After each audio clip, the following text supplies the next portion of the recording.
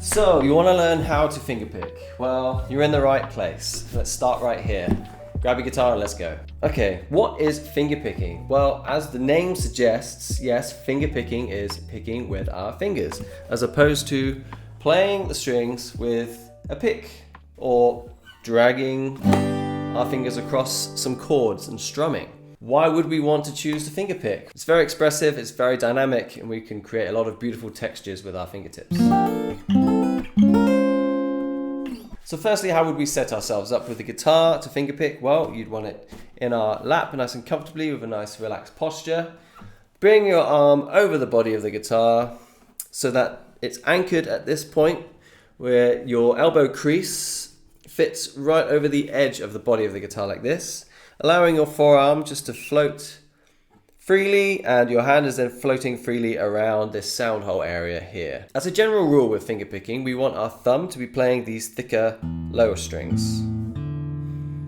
And then our fingers will be playing these three thinner strings. And we want to play the strings within this area right here, in between the bridge and the base of the neck. But generally somewhere right in the middle is a great starting point. One of the most important things when it comes to fingerpicking and generally in guitar playing is we want everything to be nice and relaxed. We don't want tension in our forearm, in our hand, in our back, anywhere. So, nice and relaxed posture. Tension is not good for guitar playing whatsoever. Especially with fingerpicking, we want it to feel very, very natural and very, very relaxed. Let's simply pick some open strings now without any chords or anything going on with our fretting hand.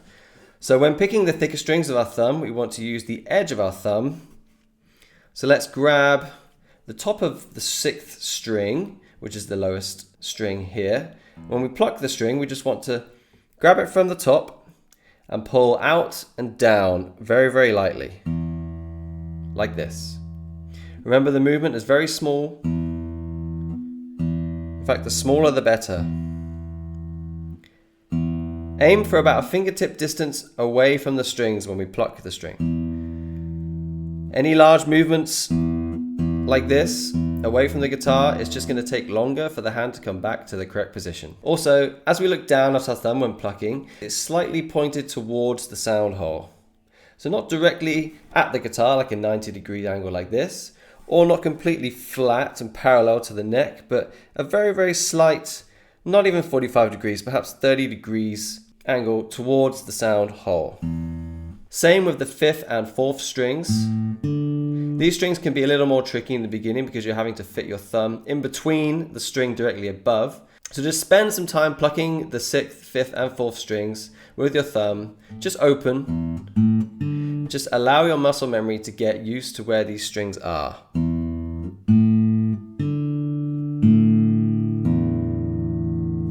So our fingers are going to be playing the thinner strings, as I said before. The 3rd, the 2nd, and the 1st strings, or G, B, and high E, respectively. And as a very general rule with fingerpicking, we can actually assign specific fingers for each string, as I mentioned before. Our thumb can take care of the lower bass strings, and our index finger can be assigned to the 3rd string. Our middle finger can be assigned to the 2nd string, and our ring finger can be assigned to the 1st string. We can also use our pinky, but as this is our weaker finger, this is a lot less common, so we're going to leave it out for now. Most people don't use their pinky when fingerpicking. As I said, assigning a finger to a specific string is a very general rule that can be broken, but it's definitely a good foundational starting point. When picking with our fingers, instead of grabbing the top of the string and pulling down like we did with our thumb, we want to grab beneath the string. I'm going to grab this 3rd string here, the G string, and pull up and pull out. We're using the inside corner of our fingertips to grab the string. So let's use our index finger on the G string here. Let's grab the string with the corner of our index, and this time our fingers are pointing directly at the guitar in a 90-degree angle, right into the sound hole. As always, nice small movements, softly picking the string slightly up and out. Aim for a fingertip distance away from the strings maximum. Exact same thing with our middle finger on the 2nd string. Grab the string with the corner of our fingertip and pull up slightly and out. And lastly, the ring finger on the high E. Remember, you don't want to pull your hand away from the guitar, so you can kind of just retract your fingers without much movement from your hand at all.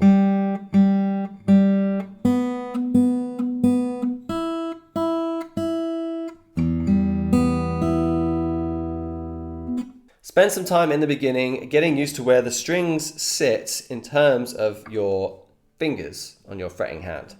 It will feel weird in the beginning, like anything, but with practice over time, your muscle memory will recognize where these strings are sitting. And like I said, as a general rule, we want our thumbs to play the lower 3 strings and these 3 fingers to play the higher strings.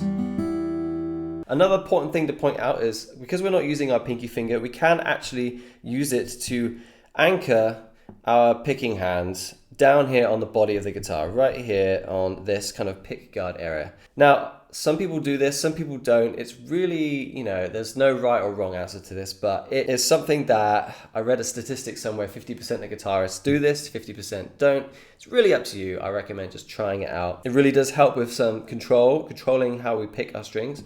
So give it a go. Okay, let's assume you already know some basic chord shapes and let's look at some simple finger picking patterns. These next few finger picking patterns are going to be shown on the screen as tab as well. If you don't know how to read tab, then I recommend you check out this very quick tutorial that I made on how to read tab and come right back here.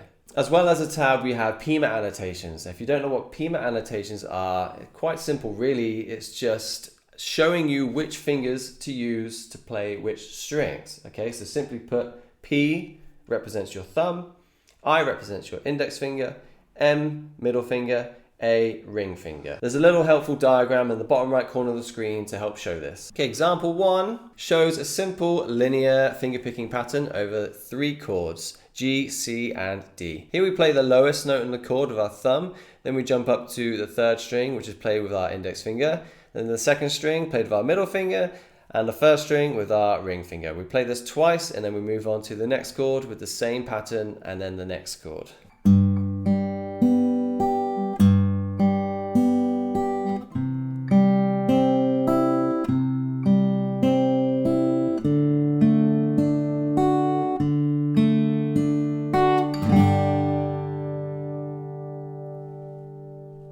Example 2 is the same chords with a reverse finger picking pattern. Here we're picking the lowest note first, and then we're jumping to the 1st string, then the 2nd string, and then the 3rd.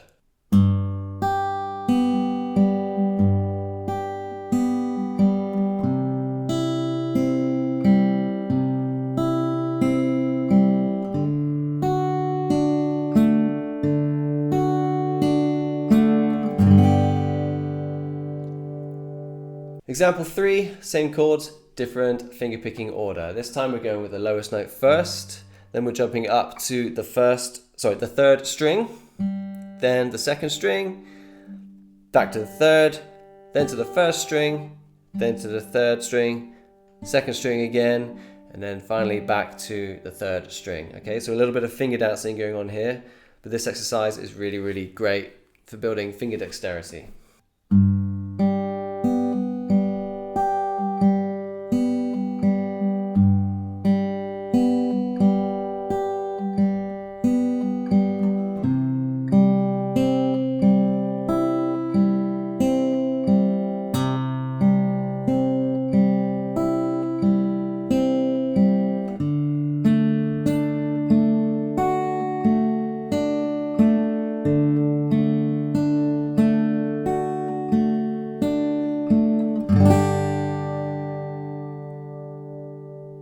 The last exercise is really, really great for building finger dexterity and finger strength, which is something that you will need if you want to become a good finger picker. A great exercise you can do is to practice these finger picking patterns with a metronome.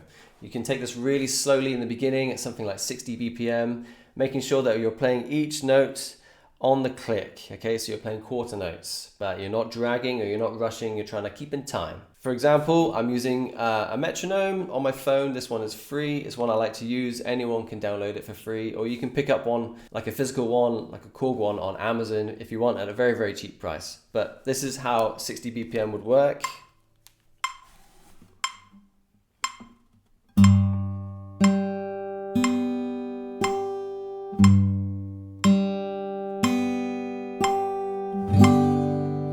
Then what you would do is you gradually increase the BPM by 5 each time once you are comfortable with that speed, making sure that you're not rushing or dragging each note. If you've enjoyed this introductory fingerpicking lesson and you want to learn some more, then check out this video right here. If you're interested in becoming an intermediate fingerpicking player with step-by-step instruction, then please consider checking out my Fingerpicking 101 course. I'll leave the link in the description below. Thank you so much, and I'll see you in the next video.